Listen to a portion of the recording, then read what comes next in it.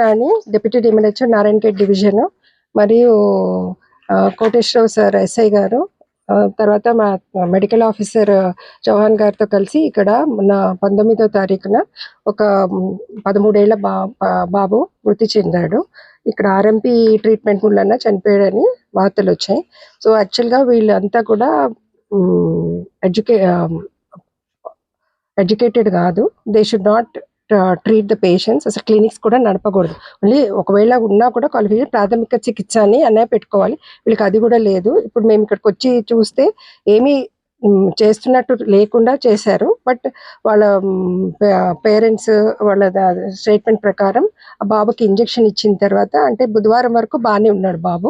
జ్వరంతో దగ్గుతో జలుబుతో వెళ్తే ఏదో ఇంజెక్షన్ ఇచ్చారని చెప్తున్నారు.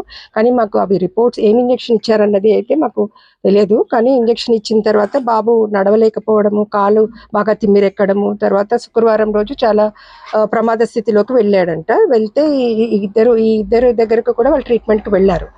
ఇక్కడ ఒక ఉంది, ఇంకొక చికిత్స కేంద్రం ఉందని చెప్తున్నారు వాళ్ళు.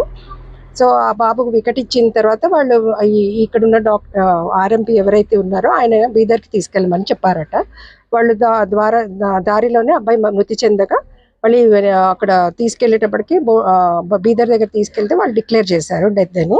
సో ఇక్కడ మళ్ళీ మన నారాయణఖేడ్ హాస్పిటల్కి మళ్ళీ మొన్న శనివారం తీసుకెళ్లి పోస్ట్ మార్టం చేయగా, అంటే మోస్ట్లీ ఏదో ఇంజెక్షన్ ఇచ్చినప్పుడు ముళ్ళన్న వికటించి బ్లడ్లోకి ఇన్ఫెక్షన్ వెళ్ళి, తెలీదమ్మా మనకి ఏమీ రిపోర్ట్స్ ఏమీ లేవు. ఇక్కడ మాకు వెతికితే కూడా ఏమీ అసలు వీళ్ళ దగ్గర ఇంజెక్షన్స్ కానీ నడుపుతున్నట్టు కానీ ఏమీ మాకు దొరకలేదు. మోస్ట్లీ అన్ని క్లియర్ చేసి ఉంటారు. బట్ ఇక్కడ ప్రాథమిక విచారణ ప్రకారం ఇంతకుముందు నడుపుతున్నారని మనకు తెలిసింది.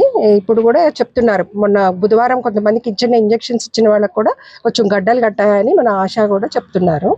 సో ఏం ఇంజెక్షన్ ఇచ్చారన్నది తెలియదు. మరి ఒక్కొక్కసారి మనము కరెక్ట్ అయిన పద్ధతి, ఇప్పుడు ఐఎం అని ఉంటుంది, అంటే కండరానికి ఇవ్వాల్సింది ఒక్కోసారి రక్తనాళంలోకి వెళ్ళి ఉండొచ్చు.